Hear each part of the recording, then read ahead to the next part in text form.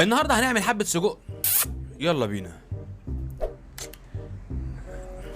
السجق ده عندنا اسمه في القاهرة سجق اسكندراني، لكن الاسم ده بيتباع بيه في اولاد رجب. السجق ده اسمه في اسكندرية سجق بقالة او صدق بقالة. حلاوته انه سريع وجميل وانا واحد من عشاقه. فهنقطع الكميه اللي هتكفينا، ومهم جدا انك ترجع تغلف الباقي كويس وتحفظه في الثلاجه في اعلى رف مش في الفريزر. وخلي بالك دي من الاكلات اللي ما بتقعدش كتير في الثلاجه، يعني لو كميه متبقيه قعدت معاك اكتر من 3 أو 4 ايام بتبوظ حرفيا، وده اللي حصل وبيحصل معايا في كل مره اجيب كميه اكبر من احتياجي. الفكره سهله وبسيطه وهنعملها بطريقه اسهل منها مفيش. زي ما انتم شايفين هنقطع السجق حلقات او بالطريقه اللي تعجبك وتريحك ونركنها على جنب، وهنجهز خلطتها وهي عباره عن فلفل حامي، ده اكيد بالنسبه لي، اما بالنسبه لكم حسب اختياركم. وكان عندي فلفل ملون فهناخد حته معاهم، وفلفل رومي وماله ما يضرش طبعا، لان الاكله دي من الاكلات اللي ما تقولكش لا على اي نوع خضار حتى لو كانت بالبطاطس المكعبات. اكتبوا لي في التعليقات لو عايزين نعملها مره بالبطاطس المكعبات او لا. نكمل اكلتنا. هنقطع كل اللي انا قلت لكم عليه وهنضيف عليهم بصله صغيره، والبصل يفضل انك تقطعها بحجم كبير شويه مش حجم صغير عشان طعمها واكلها يبان معاك وانت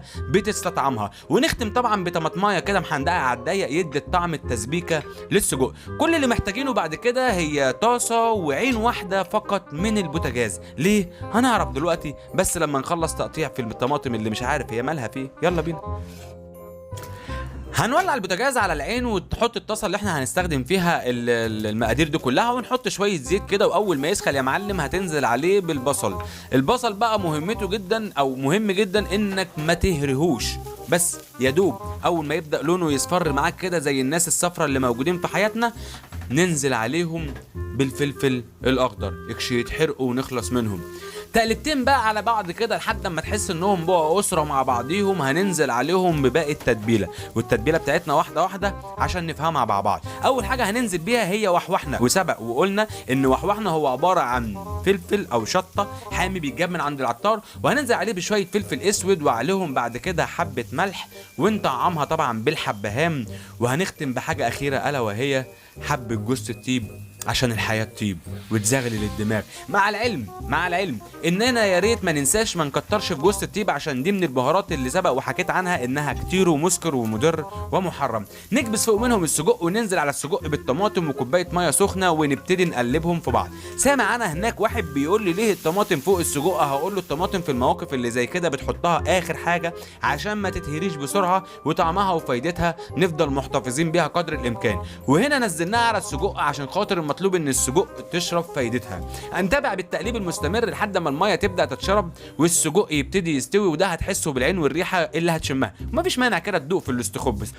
ونبتدي بقى نسيبهم كده واحده واحده لحد ما الميه تتشرب والميه دي تتحول للصوص. الصوص اللي بيدي طعم جميل جدا للسجق، وده اهم ما في الموضوع اصلا. اهم حاجه بقى وانت بتتعامل معاها تقليب، اللي تحت فوق واللي فوق تحت واليمين شمال والشمال يمين وهكذا لحد ما نوصل لاهم مرحله بالنسبه لي على الاقل، وهي التركايه الاخيره.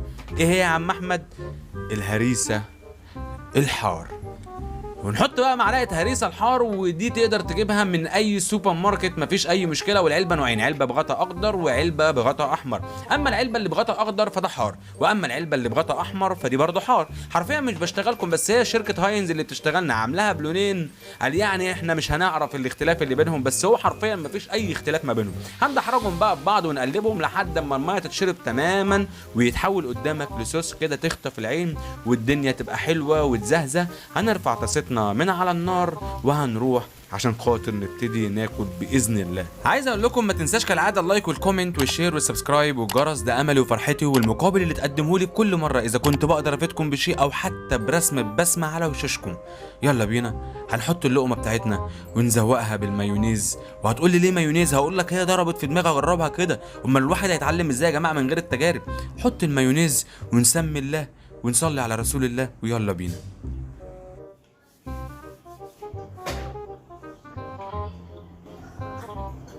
خفيفة ولذيذة وسريعة يعني، بأمانة مفيش أي ملحوظات. مساء الزبدة.